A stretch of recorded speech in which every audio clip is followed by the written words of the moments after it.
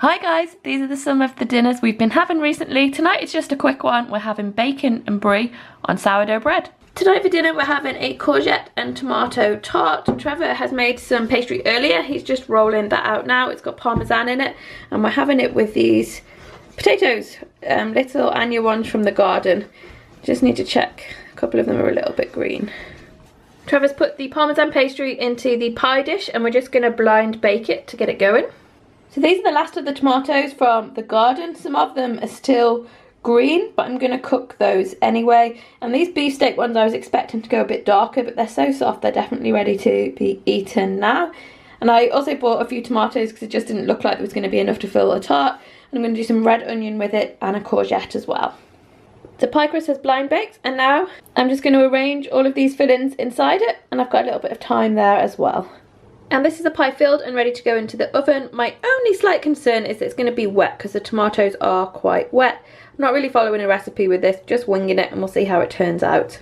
Not everything from the chopping board went into the tart, so I'm going to dice this all up a bit smaller and then we can have it in omelettes for breakfast tomorrow morning. And this is the tart out of the oven and all ready to go. Okay, I've taken the tart out of the tin. It came out easily because it was well greased, so now I'm just going to slice it.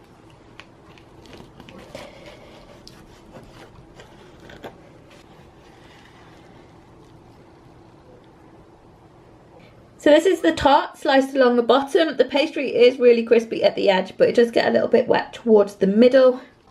And this is it all served up and ready to go. With the leftover pastry from the tomato tart, we just made some biscuits. So little cheesy biscuits, just rolled out the pastry and baked those for 10-15 minutes. Tonight for dinner we're having minestrone soup. So I've just diced up most of the stuff that's going in it. I've got courgettes, carrots, basil, garlic, a couple of tomatoes. I'm also going to put a tin of tomatoes in it. Pepper, this is the black pepper from my mum's garden, red onion and some celery, and I'm going to put some kale in it, but I'm just going to put that in at the very last minute. To get started I'm frying off the onions.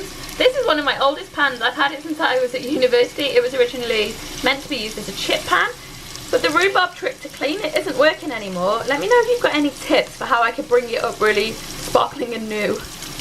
I've added a tin of tomatoes, some vegetable stock and the basil to the pan, and now I'm going to add all the veg.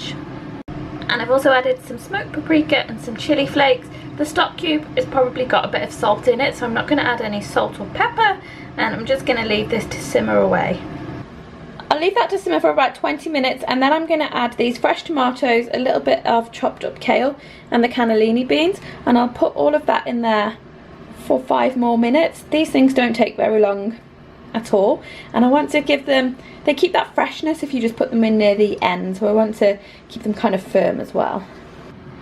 I've had a bit of a kitchen day today. I'm making some kale crisps in the dehydrator. When I was getting everything out of the fridge for the soup, I realised these shiitake mushrooms, I wasn't going to get around to using them, so I'm going to fry those off with a leek and a carrot and a couple of bits of kale. I can't remember what anything's called.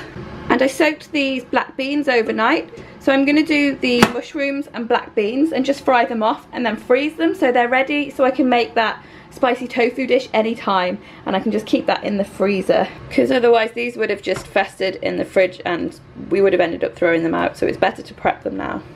I've added the kale and the fresh tomatoes and the cannellini beans, so this is the minestrone ready to go. There's a lot here but it freezes really well. The soup from tea has cooled. I'm going to put that into the freezer, and I also fried off the black beans and mushrooms and everything, and I'm going to put that in the freezer too, so we've got another 2 meals there.